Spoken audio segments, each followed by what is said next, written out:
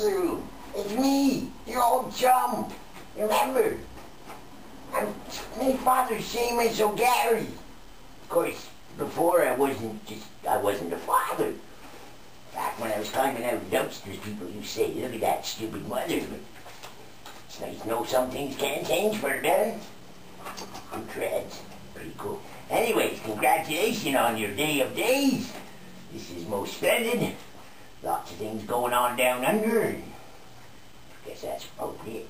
Anyways, I have a blessing for you on this occasion, and it comes in a rather unique form, because what it is it's a reading, but it's not one of your regular passages by any means. No, sir.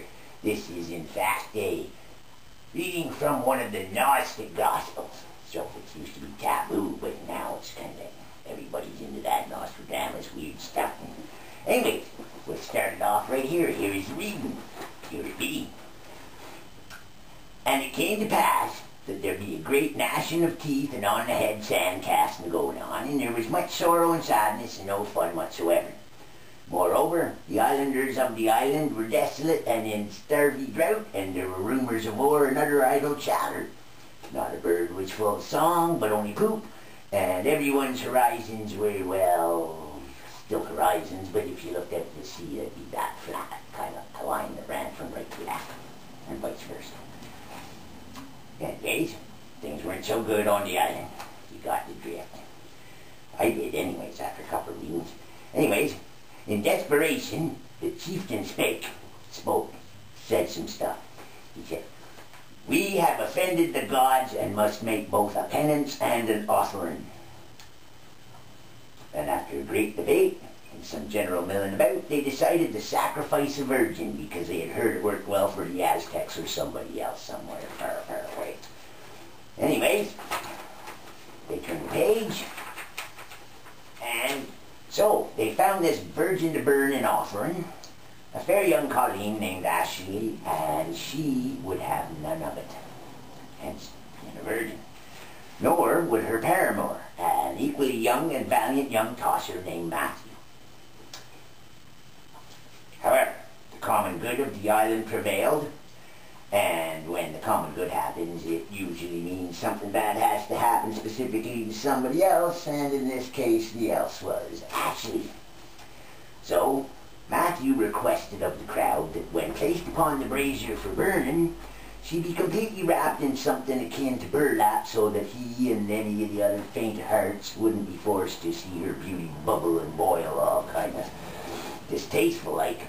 And people said okie dokie, which was an archaic term for we humbly concurred. I'm not long out of the gutter, you know. Give me a break here, Chase. Sure. Anyways, unbeknownst to the multitude, the burlap-like sacrificial shroud had been woven in tight cordage of damp and mildewy briar roots by Matthew himself. Try as they may, they could not light it until someone said they should try dousing the old bag, the enclosing wrap shroud, not Ashley. Dousing the old bag with grease from everybody's hair, and it worked.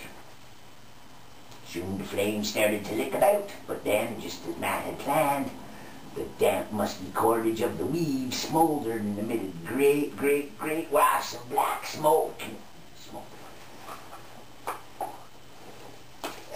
Smoke, which forced the people to turn their backs because they were choked off, and it obscured their vision, and it allowed Matt to get out his knife, free Ashley, and make an escape whilst the sack continued to slowly burn.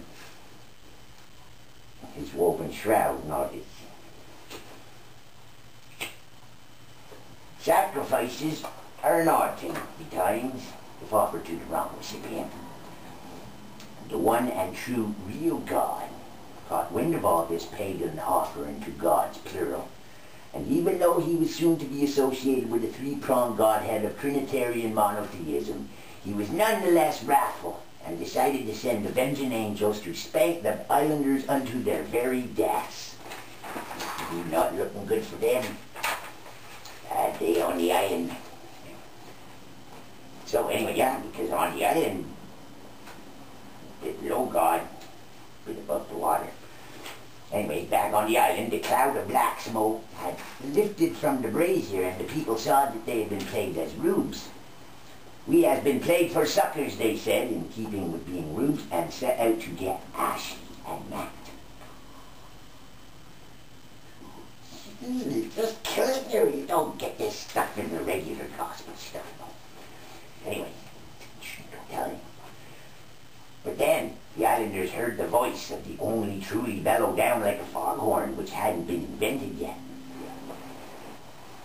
God said, "Thou hast offered unto false gods, and I shall lay waste to ye all. Behold my wrath."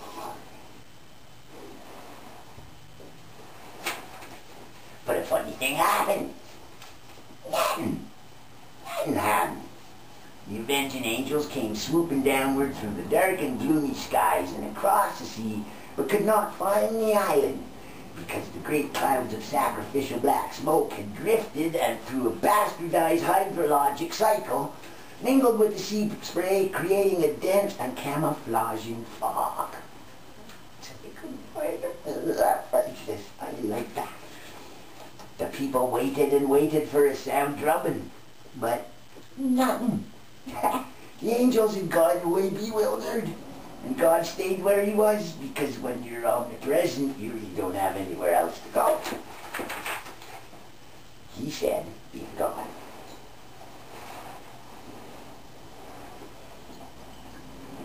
He said, "Ye have been sheltered by the power of love in the form of the ashy fog."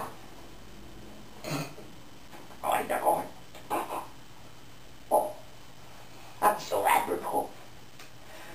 "In the form of the ashy fog, I shall spare you your lives if you don't tell anyone of this." And it was so. The people rejoiced, and the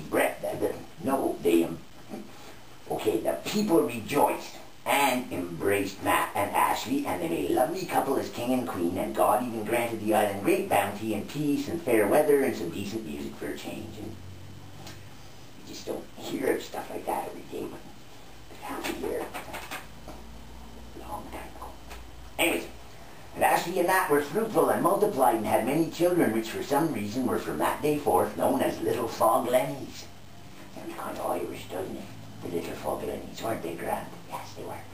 Anyways, and all Little Foglennies, which is a really, really old term of endearment for something like Little Foglennies. Okay.